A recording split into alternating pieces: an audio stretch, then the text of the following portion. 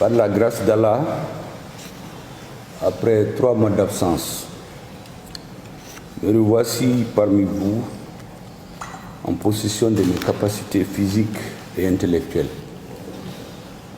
Gloire au Tout-Puissant, au Tout Miséricorde.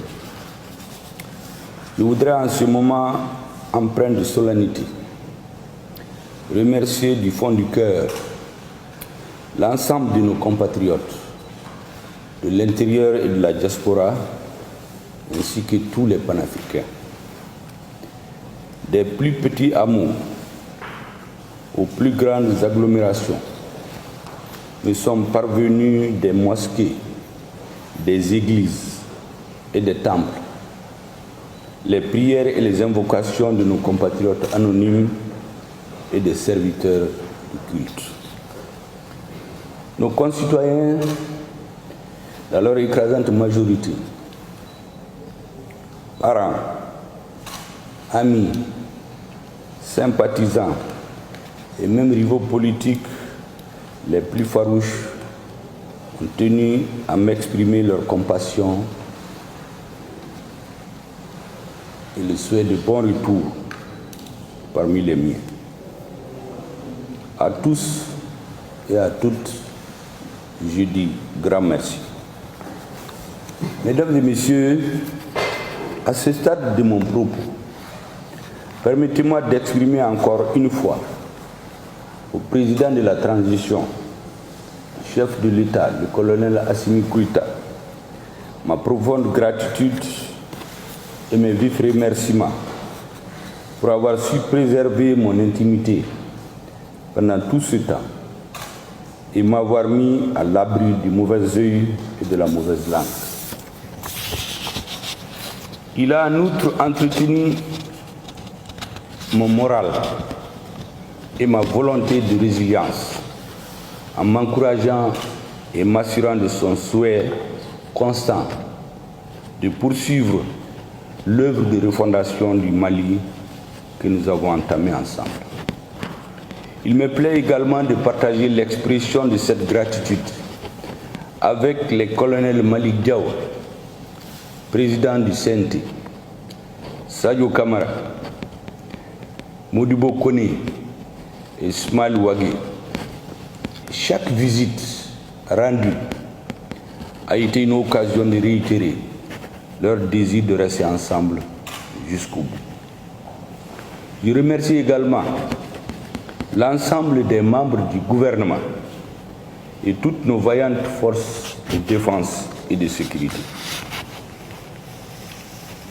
Je tiens aussi à remercier de façon singulière mon médecin traitant et toute l'équipe qui s'est occupée de moi avec professionnalisme et bienveillance, du directeur général au professeur et au docteur, et par-delà, le personnel de soutien. Merci à tous les travailleurs de l'Institut Pasteur ainsi qu'à tout le corps médical malien. Mesdames et messieurs, je voudrais ici m'adresser plus particulièrement au colonel Abdoulaye Maïga, qui a accepté la redoutable charge de Premier ministre par intérim, qu'il a rempli à souhait, tout en exerçant ses missions de ministre de l'administration territoriale et de la décentralisation, porte-parole du gouvernement. Il a très tôt rassuré les forces vives de la nation en affirmant suivre à la lettre la mise en œuvre du programme d'action gouvernemental adopté par le Conseil national de transition. Cher Kadi, tu l'as dit, tu l'as fait. C'est le lieu de vous dire et redire les félicitations. Bravo pour votre brillante intervention à la tribune de la 77e session de l'Assemblée générale des Nations unies à New York. Félicitations pour l'accueil triomphal qui vous a été réservé à votre retour à Bamako par nos compatriotes. Vous avez dit tout haut et de la plus belle des manières ce que nos compatriotes voudraient entendre. Cependant, nulle surprise.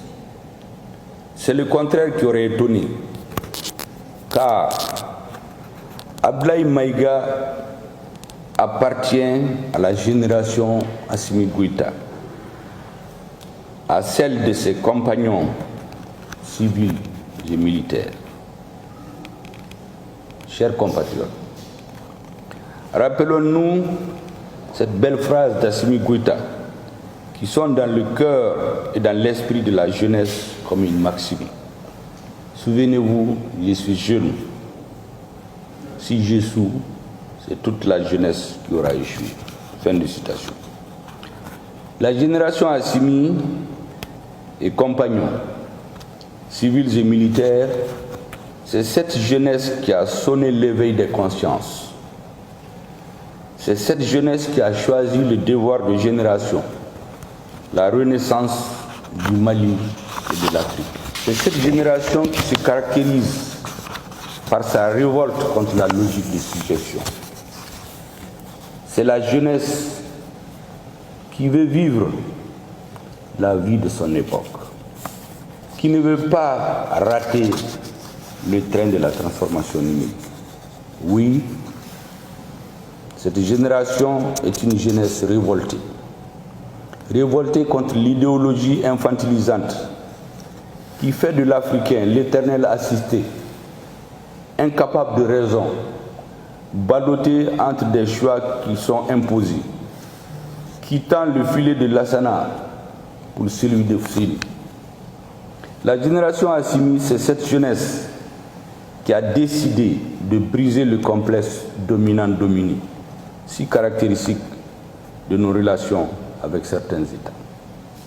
Et croyez-moi, ce n'est pas par hasard que cela soit au Mali que s'est allumée la flamme de la Renaissance. Oui, notre pays est à la croisée des chemins. Notre État était en voie de disparition. Notre nation était en voie de dislocation. Notre société, particulièrement sa frange juvénile, était en perte de repères. Nombre de nos valeurs ont été jetées aux orties par la faute de ceux-là même qui étaient chargés de les entretenir et de les véhiculer. La génération des acteurs de la rectification, civils et militaires, guidés par Assimi Goïta, a vite compris que la construction nationale repose nécessairement sur des valeurs qui fondent le vivre ensemble, l'appartenance à une communauté de destin, l'amour de la patrie, la protection du patrimoine national, la sauvegarde de l'intérêt général qui passe par l'affirmation de la souveraineté, de la dignité, du libre choix de nos partenaires stratégiques et des intérêts bien compris de notre peuple. C'est fort de cette conviction, mesdames et messieurs, qu'ils ont décidé de prendre leurs responsabilités en réactualisant au cours des assises nationales de la refondation la question du recours aux valeurs qui avaient permis à nos sociétés de bâtir de grands ensembles pluriethniques. Tel est le sens de la refondation du Malikoura, si cher au président de la transition. Encore une fois, les expressions telles rectification de la transition, Conseil national de la transition, Assise nationale de la refondation, Malikoura, refondation, sont entrés dans le lexique de cette génération grâce aux gigantesques efforts de toutes les autorités de la transition et de toutes les Maliennes et Maliens en 2021. Cette flamme, mesdames, messieurs, illuminera le Mali, l'Afrique et le monde, Inch'Allah. Le berceau de l'humanité, l'Afrique est le continent de l'avenir. L'Afrique sera la locomotive de la croissance mondiale, Inch'Allah. Voilà pourquoi je reviens, après un temps si long, aux côtés de cette jeunesse, aux côtés de vous tous, optimistes et engagés plus que jamais, convaincus que notre jeunesse est prête pour l'œuvre de refondation et de reconstruction du Mali et de la Nouvelle-Afrique. Pour ce faire, il faut une mutualisation de toutes les forces nationales acquises à la transition, quelles que soient leurs origines politiques, sociales, professionnelles, culturelles et cultuelles, afin de rendre irréversible le changement.